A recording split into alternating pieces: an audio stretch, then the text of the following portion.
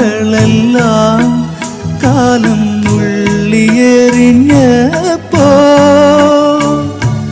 ദൂരെ നിന്നും തെന്നൽ ഒരു ശോകനിശ്വാസമായി തളിർ ചൂടുന്ന ജീവന്റെ ചില്ലയിലെ രാക്കിളി പാടാത്ത യാമങ്ങളിൽ ആരോ വന്നൻ കാതിൽ ചൊല്ലി തേങ്ങും നിന്റെ മോനെ താനേ